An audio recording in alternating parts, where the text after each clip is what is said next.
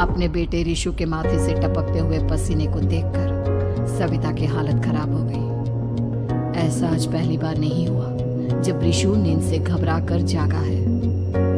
हाय मेरा बच्चा, न जाने किसकी नजर लग गई है तुझे। जब से मेरे बच्चे ने 10वीं के एग्जाम में स्कूल टॉप किया है तब से रोज बुरे बुरे सपने आने लगे हैं। हाँ माँ, मैंने आज फिर से एक काले साए को देखा। वो यही मेरी आंखों के सामने खड़ा था। माँ, मुझे बचा लो माँ। वो मुझसे कह रहा था कि मुझसे बदला लेगा। माँ, कहीं ये प्रशांत। चुप कर, कैसी बात कर रहा है? दोबारा उसका नाम मत लेना। तुझे पता है ना, उस प्रशांत ने आत्महत्या कर ली, तो बार बार उसका नाम मत लिया कर। मम्मी, क्या सच में प्रशांत ने आत्महत्या की थी? चुप कर, बहुत सवाल पूछता है आजकल। और फिर रात के वक्त सविता के पूरे घर में एक अजीब सा काला धुआं छाने लगा। गहरी नींद में सोई सविता की जैसे ही आंख खुली उसका दम घुटने लगा। वो दौड़कर ऋषु के रूम की तरफ गई जहां उसके दरवाजे पर घूमती एक काली परछाई देख वो बुरी तरह से घबरा गई। कौन है वहाँ? कौन है? सामने आओ। ये मैं हूँ, तुम्हारी काली करतूत।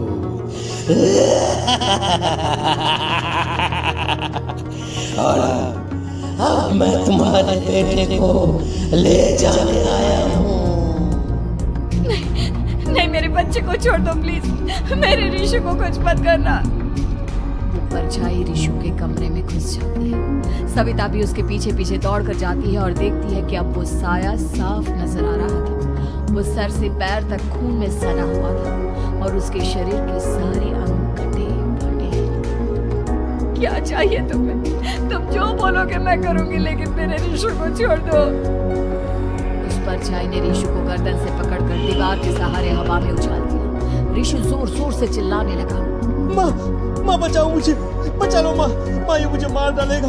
माँ, मुझे बचा लो माँ। नहीं, ऐसा मत करो। मुझे मार दो लेकिन मेरे बच्चे को छोड़ दो। मैं तुम्हारे आगे हाथ जोड़ती हूँ। वो परछाई ऋषु को जमीन पर गिरा देती है और अचानक वहां से गायब हो जाती है। ऋषु, मेरा बच्चा, तू ठीक तो है ना? कुछ बोल बेटा, क्या हुआ है तुझे? मैं ठीक हूँ माँ। क्या हुआ था यहाँ पर? कुछ नहीं बेटा, कुछ नहीं। तू परेशान मत हो। हम कल ही गांव के बाहर जो तांत्रिक महाराज रहते हैं उनके पास चलेंगे। ठीक है माँ, हम जल्द ही उनके पास चलेंगे। मुझे बहुत डर लग रहा है माँ। ये बार बार मुझे डरावने सपने आना, ये सब हमारे साथ क्यों हो रहा है माँ? अगले दिन सविता अपने बेटे ऋषु को लेकर गांव के बाहर तांत्रिक के पास जाती है। जिस जगह पर तांत्रिक रहा करता था वो जगह बहुत डरावनी थी। चारों तरफ कंकाल और भूत भूतियां नजर आ रही थी। गांव से दूर वीराने में उस जगह पर जोर से आंधी चल रही थी। ऋषु ने डर कर अपनी माँ का हाथ पकड़ लिया। माँ, मुझे बहुत डर लग रहा है। ये कैसी जगह है? देख बेटा, हमारे साथ जो कुछ भी हो रहा है उसका इलाज सिर्फ और सिर्फ ये तांत्रिक महाराज ही बता सकते हैं। अब यही है जो हमें प्रॉब्लम से बाहर निकाल सकते हैं।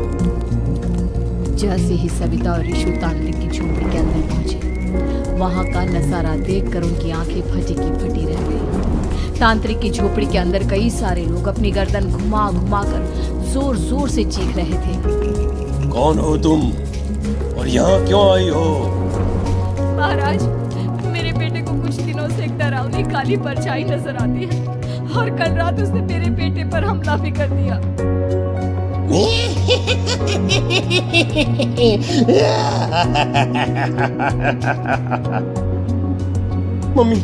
मम्मी, हमें यहाँ से चलना चाहिए। ये जगह मुझे ठीक नहीं लगती। नहीं बेटा, ऐसा नहीं कहते। रुक जाओ, 2 मिनट के लिए रुक जाओ। क्या कहा? काली परछाई? तुम्हारे बेटे पर किसी काली परछाई ने हमला किया? हाँ महाराज, वो कह रही थी कि वो मेरे बेटे को कुछ कर देगी। कोई उपाय बताइए महाराज, मेरे बेटे के साथ कुछ गलत नहीं होना चाहिए। तुमने किसी दूसरे के साथ गलत किया है। तो तुम्हारे साथ भी गलत होकर ही रहेगा। तुमने किसी की जान ली है, किसी को मार डाला है तुमने। नहीं महाराज, मैंने ऐसा कुछ नहीं किया। मैंने किसी की जान नहीं ली। मुझे कोई उपाय बताइए। लगता है तुम इतनी आसानी से नहीं मानोगी। मैं तुम्हें अभी उस काली परछाई से मिलवा देता हूँ और वही सारा सच तुम्हारे सामने लेकर आएगा। सविता और ऋषु ने डर के मारे अपनी आंखें बंद कर ली। तभी अचानक तांत्रिक की झोपड़ी में अजीबोगरीब आवाजें गूंजने लगी। सविता और ऋषु बुरी तरह से कांप रहे थे। आंखें खोलो और अपने सामने देखो। क्या यही है वो जिससे तुम कल रात को मिली थी? बताओ मुझे। हाँ, इसने कल रात मेरे बेटे के ऊपर हमला किया था। ये उसी लड़के की भटकती हुई आत्मा है जिसे कुछ दिन पहले तुमने मार डाला था। मम्मी ये महाराज क्या कह रहे हैं? क्या सच में आपने किसी की जान ली है, किसी को मार डाला है? अगर हाँ तो बताइए ना मम्मी, किसको मारा है आपने? किसको? तुम्हारी माँ इतनी आसानी से सच नहीं बताएगी बेटा। इसने एक बच्चे की जान ली है। कहीं उसका नाम प्रशांत तो नहीं महाराज? वो मेरा दोस्त है, मेरा मतलब मेरा पड़ोसी है। सही पहचाना। देखा सविता, तुम्हारा खुद का बेटा भी जानता है कि तुमने किसी के प्राणों की बलि चढ़ा दी और इसीलिए अब उसकी बुरी आत्मा तुम्हारे घर में भटकती है। मुझे माफ कर दीजिए महाराज, मुझसे बहुत बड़ी गलती हो गई। प्रशांत हमारे पड़ोसी का बेटा था। हर बार उसके नंबर मेरे बेटे से ज्यादा आते थे और इसलिए मैंने उसके कमरे के बाहर काला जादू किया था, पर मुझे नहीं पता था कि वो मर जाएगा। तुम्हारे उसी काले जादू वाली गुड़िया के अंदर एक बुरी आत्मा थी जिसने उस बच्चे के दिमाग पर बुरा असर कर दिया और उसी की वजह से उस लड़के ने अपनी बालकनी से कूदकर आत्महत्या कर ली। इसकी वजह सिर्फ और सिर्फ तुम हो, तुम। नहीं महाराज, जो कुछ भी हुआ मुझे नहीं पता था कि प्रशांत अपनी जान दे देगा। प्रशांत की आत्मा इस वक्त तुम्हारे सामने खड़ी है, हमसे बात करना चाहती है। बोलो क्या कहना चाहते हो? मैं जीना चाहता था, बड़ा होकर कुछ बनना चाहता था। आपके बेटे से मुझे कोई परेशानी नहीं थी। अरे वो तो मेरा अच्छा दोस्त था। मुझे माफ कर दो बेटा, मुझसे बहुत बड़ी गलती हो गई, मुझे माफ कर दो। माफ करने से मुझे वापस जिंदगी नहीं मिल जाएगी। मेरे माँ बाप आज भी मेरे लिए रोते हैं। आपने मेरे साथ बहुत गलत किया है, बहुत गलत। और तभी अचानक प्रशांत की आत्मा वहां से गायब हो जाती है। सविता जोर जोर से रोने लगती है। सुन लिया तुमने? ये तुम्हारे अपने ही किए हुए पाप हैं जो इस तरह से तुम्हारे सामने आ रहे हैं। माँ, ये आपने अच्छा नहीं किया। सिर्फ 10th बोर्ड के एग्जाम में मैं टॉप कर पाऊं, इसीलिए आपने मेरे दोस्त के ऊपर काला जादू कर दिया। नहीं मम्मी, नहीं, अब हम कभी खुश नहीं रह पाएंगे, कभी नहीं। मेरे दोस्त की आत्मा को कभी शांति नहीं मिलेगी मम्मी, कभी नहीं। लेकिन मैंने जो कुछ भी किया सिर्फ तुम्हारे लिए किया। वो लड़का हमेशा फर्स्ट पोजीशन पर आ जाता था और इस वजह से हमेशा तुम्हारे मार्क्स कम पड़ते थे। मैंने तो सिर्फ उस पर एक छोटा सा काला जादू किया था बेटा। मुझे क्या पता था कि उसका ये नतीजा निकलेगा।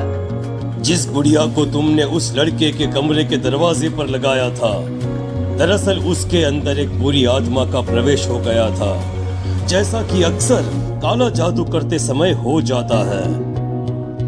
मुझे अपनी गलती का एहसास हो गया है। मैं प्रायश्चित करना चाहती हूँ। आप बताइए मैं क्या करूँ? प्रशांत के घर जाकर उस काली गुड़िया को वहां से निकालकर यहाँ लेकर आ। मैं उसे आग में जलाकर राख कर दूंगा और उसके बाद प्रशांत की आत्मा को हमेशा के लिए मुक्ति मिल जाएगी। अगली रात सविता चुपचाप अपने पड़ोसी प्रशांत के घर जाती है। प्रशांत के माँ बाप प्रशांत की मौत के बाद उस घर को छोड़कर हमेशा के लिए वहां से चले गए थे। जैसे ही सविता उस घर के अंदर कदम रखती है, उसका सामना अजीबोगरीब हैवानियत से भरी आवाजों से होने लगता है। ऐसा लग रहा था जैसे कोई बुरी तरह से चीख रहा हो। सविता जैसे ही प्रशांत के कमरे के बाहर पहुंचती है, वहां पर लटकी हुई गुड़िया के शरीर से खून टपकने लगता है। ये क्या हो रहा है? इस गुड़िया के शरीर से खून क्यों टपक रहा है? सविता हिम्मत करते हुए उस गुड़िया को वहां से उतारने की कोशिश करती है, लेकिन तभी अचानक से बहुत भयानक दिखने वाली औरत उसकी आंखों के सामने आकर खड़ी हो जाती है। मैं यहाँ से कहीं नहीं जाऊंगी, और अगर तूने मुझे यहाँ से हटाने की कोशिश की तो मार डालूंगी मैं तुझे। नहीं नहीं, मुझे तुम्हें यहाँ से ले जाना ही होगा, नहीं तो मेरा बेटा, उसकी जान को खतरा है। मैं तुम्हें नहीं छोड़ सकती। अगर तुम्हारे अंदर हिम्मत है तो मुझे इस घर से बाहर ले जाकर दिखाओ।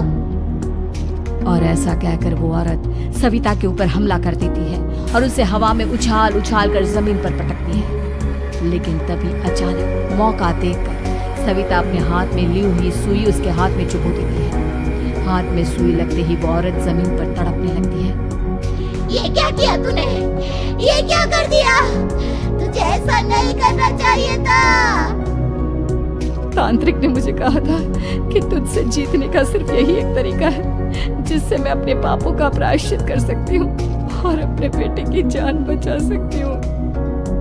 और उसके बाद वो डरावनी दिखने वाली औरत एक छोटी सी जादुई गुड़िया में तब्दील हो गई और सविता ने उसे ले जाकर तांत्रिक को दे दिया।